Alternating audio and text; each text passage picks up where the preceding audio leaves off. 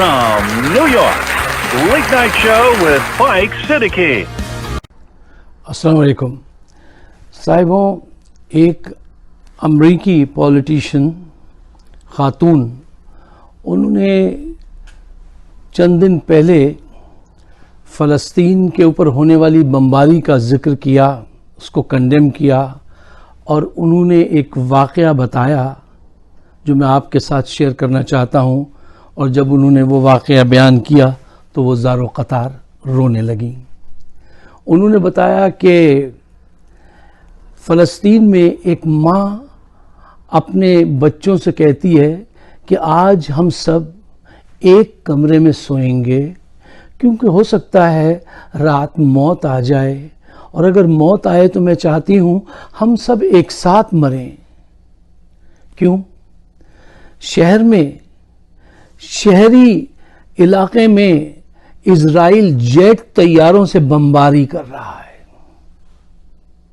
वो खातून ये वाक़या बताते हुए रो पड़ी। एक और वाक़या जो बीबीसी ने भी रिपोर्ट किया है कि नजली शावा नाम की एक औरत से बीबीसी ने इंटरव्यू करते हुए पूछा कि तुम इसको कैसे सह रही हो, तो उसने अपने परेशानी, अपने दुख रोते हुए बताया कि सबसे बड़ी मुश्किल ये पेश आती है कि मेरी 4 साला बच्ची और 6 साला बच्ची मुझसे पूछते हैं कि ये क्या हो रहा है, तो मैं उनको कहती हूँ सब ठीक हो जाएगा, और मैं उनको चिपटा के सीने से बैठ जाती हूँ कि अब आवाज़ आ रही है जहाज़ों की, अब बम गिरेगा। मैं उनसे एक तरफ तो ये कहती हूँ सब ठीक हो जाएगा, लेकिन मेरे अंदर खौफ है कि हम किसी वक्त भी मर जाएंगे, ये छत गिरेगी, हम सब इसके तले दब जाएंगे। ये बड़ी मुश्किल होती है उनसे ऐसे कहना। जुल्म की ऐसी दास्तानें हैं जो आप खुद पढ़िए, देखिए कि किस तरह का जुल्म हो रहा है। इजराइल ने हॉस्पिटल जाने वाली तमाम रोड्स जो हैं उनको तबाह कर दिया है। अब तक 200 से ज़ायद अफराद शहीद हो चुके हैं और सैकड़ों जख्मी हैं। ख़वातीन व हज़रात, जो लोग पाकिस्तान में ये समझते हैं कि अमेरिका में सारे लोग इजराइल की इस बमबारी के हिमायती हैं, ऐसा नहीं है। हमारे यहाँ के एक बड़े मशहूर कैंडिडेट थे अभी प्रेसिडेंशियल रेस के लिए, बर्नी सैंडर, वो और उनके साथ 25 सेनेटर्स ऐसे हैं और 2 आज़ाद उम्मीदवार भी यहाँ थे, वो भी ऐसे हैं कि जो कह रहे हैं कि इस बर्बादी को, इस बमबारी को फौरी तौर पे रोकना चाहिए। ऐसा नहीं है कि सारे अमरीकी जो हैं वो इजराइल की इस बमबारी के हक में हों, ऐसा नहीं है। इससे पहले कि मैं तफसील में जाऊं और कुछ और डिटेल आपके सामने रखूं, मैं चाहता हूं कि जल्दी से आप ज़रा इस बात को रिवाइव कीजिए कि झगड़ा क्या है और इससे कैसे निपटा जाए। झगड़ा क्या है, डिस्प्यूट क्या है? देखिए, ये तो बात आप सब जानते होंगे कि इजराइल का वजूद कैसे अमल में आया। अच्छा, मेरे पास चूँकि टाइम हमारा लिमिटेड होता है तो मैं बुलेट पॉइंट में जल्दी जल्दी बता। देखिए, तीसरी सदी में, यानी कितनी सदियां गुजर गईं, जब ये वो वक्त था जब यहूदी यहाँ मुसलमानों के साथ, यहूदी भी आबादकार थे, लेकिन यहूदी ये जगह छोड़ गए थे फाइनेंशियल फ्रीडम हासिल करने के लिए। अच्छा, कहाँ तीसरी सदी है, और फौरन अब आ जाइए आप 1918 पे, जब वर्ल्ड वॉर 1 गालिबन 1918 में ख़त्म हुई, तो उस वक्त जो है बरतानिया ने ऑटोमन एम्पायर को गिराया और अरब को जो है डिवाइड किया। ये सारा अरब जो था एक था, इसको मुख्तलिफ हिस्सों में तकसीम किया, उनकी क़ुव्वत तकसीम की, और उसके साथ ही 1948 में फ़लस्तीन के अंदर कहा कि यहाँ पे यहूदियों को आके रहना चाहिए, कि वो तीसरी सदी में वहाँ रहते थे। अच्छा, उनको सारे यूरोप से जमा करके, ये बरतानिया की साजिश थी, उसने पूरे आराम से गेम प्लान बनाया और उनको वहाँ पे आबाद किया। शुरू में उनको वहाँ पे एक थोड़ा सा 5-10% हिस्सा गालिबन दिया गया था उस इलाके का। आज उन्होंने فلسطینیوں کو مار مار کے پیچھے دھکیل کے اب فلسطینیوں کے پاس 5-6% سے زیادہ کا علاقہ نہیں ہے اور سارا علاقہ انہوں نے ہتھیا لیا.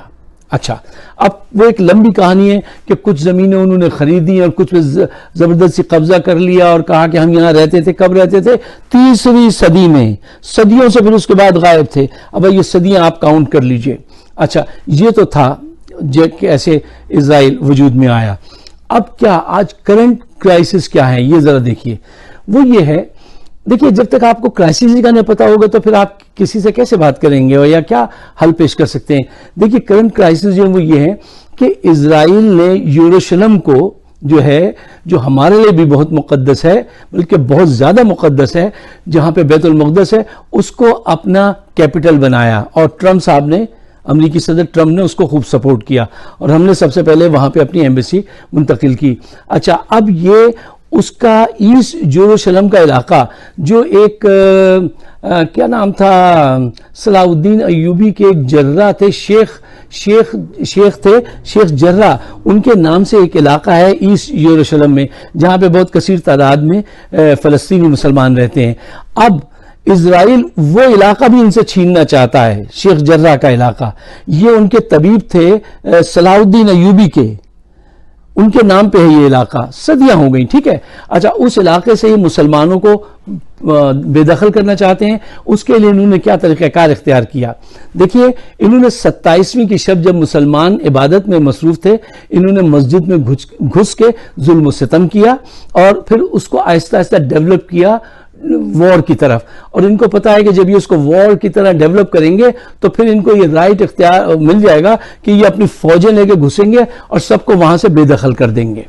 یہ ایگزیکٹلی انہوں نے یہ کیا. ان کو یہ نہیں پتا تھا کہ اس میں بیچ میں ایسا مقام بھی آئے گا کہ چند راکٹ گرنے سے ان کے وہاں اتنے بڑے پیمانے پر جو ہے وہ ڈپریشن ہوگا اور جو ہے حالات خراب ہوں گے. اچھا دیکھیے OIC پہ تو میں بعد میں آتا ہوں.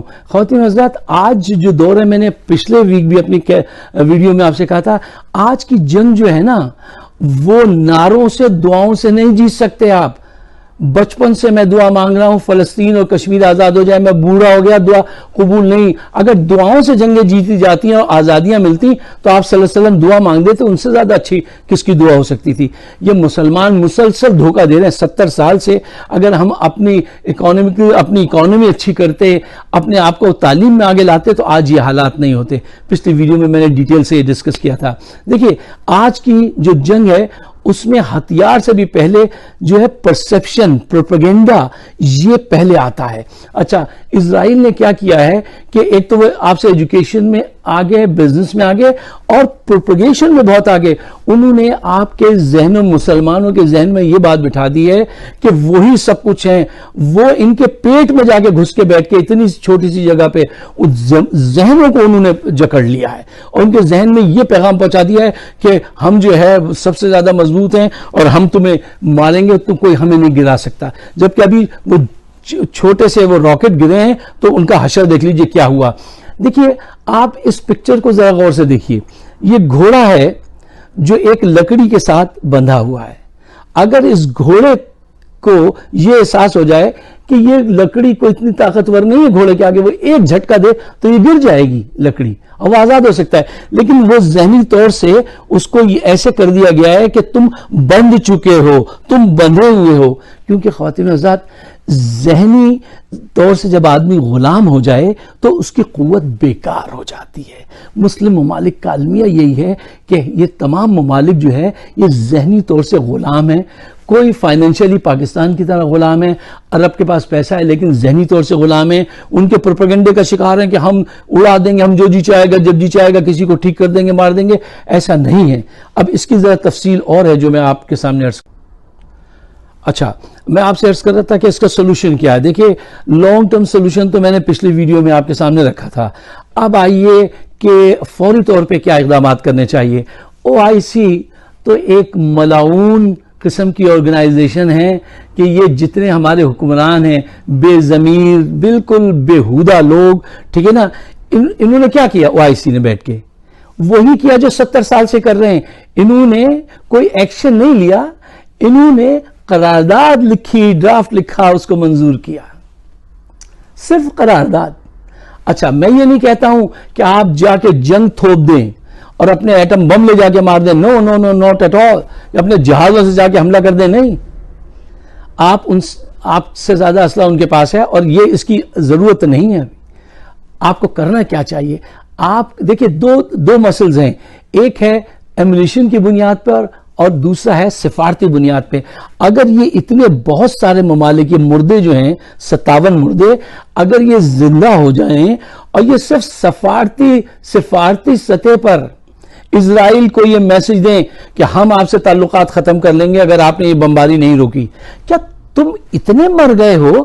تم میں اتنی بھی جرت, ہمت یا عقل نہیں ہے؟ اس قدر ڈرے ہوئے ہو تم؟ اس سے بہتر ہے تم مر جاؤ. تم کس کام کے ہو؟ کیا منہ دکھاؤ گے آخرت میں؟ آخرت کا تو تم کو فکر نہیں ہے, تم کو سب کو فکر ہے اپنے اقتدار کی. مسلم امہ کے جتنے ممالک ہیں, جتنے ڈیموگوگز ہیں, ان کو فکر صرف اپنے اقتدار کی کہ وہ قائم رہے. ارے 2 دن کی زندگی ہے, وہ کب تک قائم رہے گی؟ میں یہ کہتا ہوں سفارتی سطح پر اگر سارے مسلم ممالک کہہ دیں نہ ہم آپ کے پروڈکٹ خریدیں گے اور نہ ہم آپ سے تعلقات رکھیں گے, یقین کیجئے اتنا اثر ہوگا کہ آپ حیران رہ جائیں گے. جنگ نہیں کیجئے, میں یہ نہیں کہہ رہا ہوں کہ جا کے جو ہے بم پھینکے, نہیں, بم پھینکنے کی ضرورت نہیں ہے. صرف سفارتی سطح پہ اتنی بات تو رکھ سکتے ہو, وہ بھی نہیں رکھتے. اس کی جگہ ڈرافٹنگ کر لیتے ہیں ایک لیٹر, اور وہ ہمارے جو شاہ محمود صاحب ہیں وہ کبھی پیر بن جاتا ہے, وہ بیسیکلی ایکٹر ہے وہ آدمی, ٹھیک ہے نا, وہ آ کے چبا کے الفاظ بول کے ایکٹنگ کرتے ہیں اور وہ اس کے بعد چلے جاتے ہیں. میں نے 4 نکات پیش کر دیے اور میں نے ان سے کہا کہ اگر آپ نے ایسا کیا تو یہ زیادتی ہے, تو دیکھیے ایسا نہ کیجئے. وہ ایک ہمارا فورن منسٹر ہے, وہ بیچارہ پوز دے کے ایکٹنگ کرتا ہے اور اس کو کچھ نہیں آتا جاتا. وہ ہر وقت خواب دیکھتا ہے پرائم منسٹر بننے کے, جو اس کے کوئی چانسز نظر نہیں آتے, ٹھیک ہے نا. یہ آپ کی قیادت ہے, ٹھیک ہے نا. عمران خان صاحب کو چاہیے تھا وہ لیڈ کرتے, انہوں نے اتنا بڑا موقع اس وقت ضائع کیا ہے کہ تاریخ نے ان کو موقع دیا تھا کہ اٹھ کے کہتے تمام ممالک سے کہ سفارتی تعلقات ان سے قطع کرو, یا قطع نہ کرو کم سے کم بات تو کہو ان سے, کوئی ایسا ایکشن کرتے. ملیشیا واحد ملک ہے جس نے کھل کے بات کی, باقی ٹرکی نے بھی. ڈرامے تو تم نے بڑے دکھائے ارطغرل کے, ہمت ارطغرل والی نہیں دکھائی. کہتے اس کو تو بہت پہلے تم منظور کر چکے, ہمیں اس پہ بھی کوئی اعتراض نہیں اسرائیل کے وجود کہ ٹھیک ہے کوئی تمہارا معاملہ ہے, کوئی بات نہیں, کر لو, ہاں کرنا چاہیے وہ اگر وہ ایک حقیقت ہے تو. لیکن تم یہ تو کہتے ہم اپنے سفارتی تعلقات سب سے کہتے ہیں تمام مسلم ممالک. ان تلوں میں تیل نہیں, یہ وہ مردے ہیں جو صرف اقتدار سے پیار کرتے ہیں.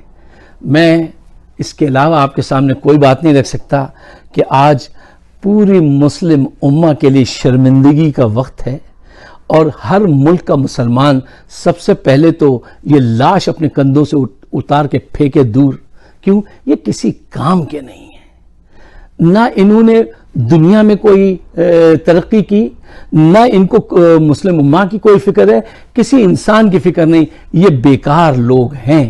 اب خود عوام کو چاہیے کہ سب سے پہلے تو ان سے جان چھڑائیں, ان مردوں سے جو ہر کندھے پہ بیٹھا ہوا, ان کو اپنے کندھوں سے اتار کے پھینکیں اور تعلیم کی طرف توجہ دیں, آگے بڑھیں. دیکھیں لڑنے سے آپ کا مسئلہ حل نہیں ہوگا. Physical fight is not the solution, یہ سفارتی طریقے سے سولوشن ہے. خواتین و حضرات, میری پچھلی ویڈیو میں نے بڑی ڈیٹیل سے بات ڈسکس کی تھی, براہ مہربانی وہ ویڈیو بھی دیکھیے. اور اگر میری آواز آپ کے دل کی آواز ہے, اس سے پاکستان کا مسلمانوں کا کوئی بھلا ہو سکتا ہے, تو اس کو شیئر ضرور کیجئے, اپنی حد تک مت رکھیے, اس بات کو آگے بڑھائیے. آپ سب کا بہت بہت شکریہ.